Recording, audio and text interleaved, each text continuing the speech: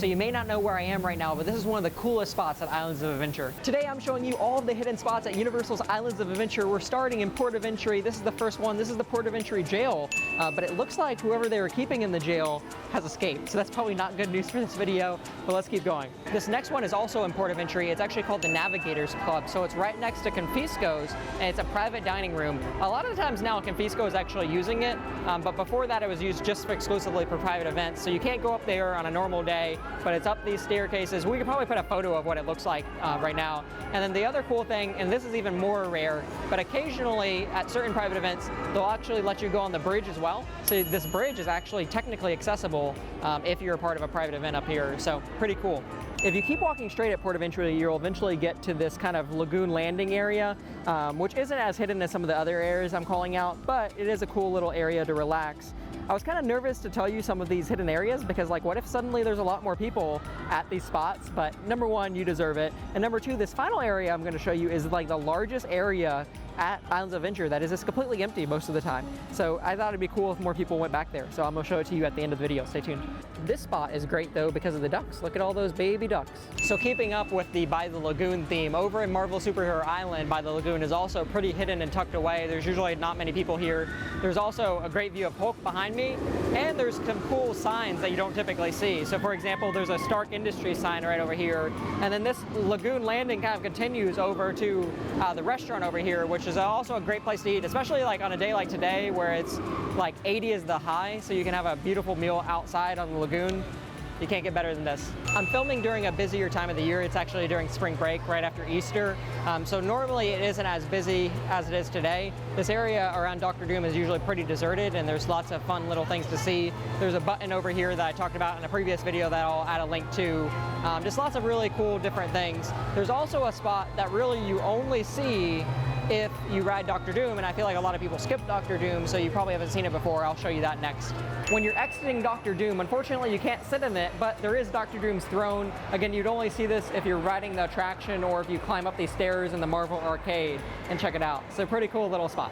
Since we're in the arcade, I figured it'd be fun to do a little challenge, so I'm not gonna look, I'm gonna press this button. If the ball drops and gets in one of the green holes, I believe there's 3 of them, I will ride Fast and Furious all day. Obviously not today because the day's almost over, but another day in another video. Here we go. Should I press it? I don't even know where the button is. Okay, here we go. Oh no, no, it's so close to green. Oh, no,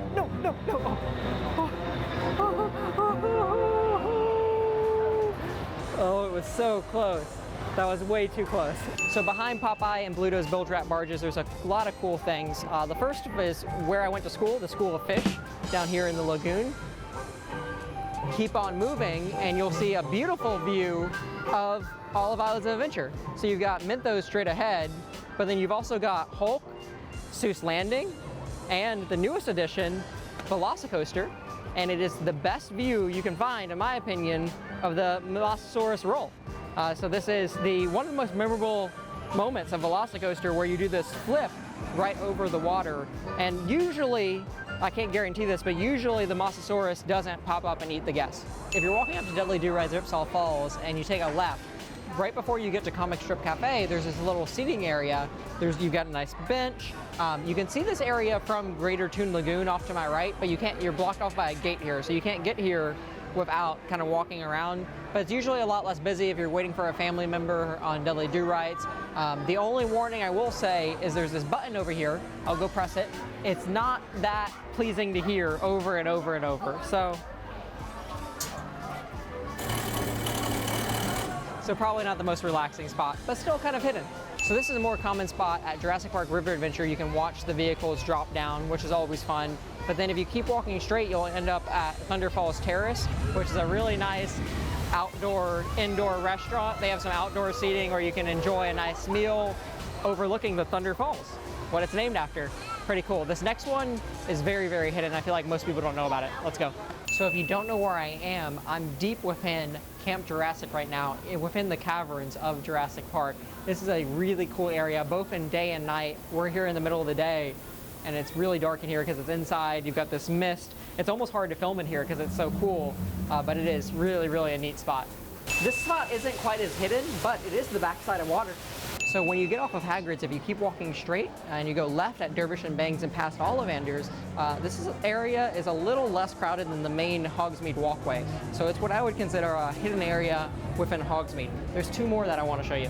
There's not that many hidden areas within Hogsmeade, but another one that's probably a little less visited is the back patio of Three Broomsticks. Again, I'm filming this like right at the end of spring break, so it's a little busier back here than it normally be. But this is a nice spot to kind of relax over the lake. You'll hear the sounds of Velocicoaster. They're a little hidden because of the trees they added, but you can still see it up high.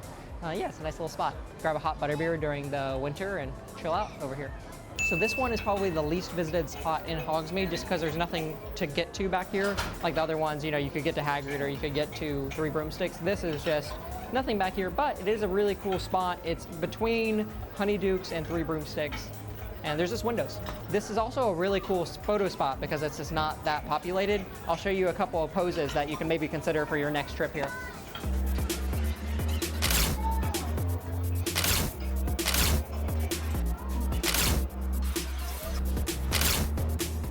Behind me is the 8th Voyage of Sinbad. It's a stunt show that no longer takes place here. There is still the Bourne Stuntacular over in Universal Studios Florida, which I do highly recommend. But this area, by nature of it no longer being a show, is usually very deserted. I will say again, it's during spring break, so they've blocked this area off in case they need extra line for Hagrid's.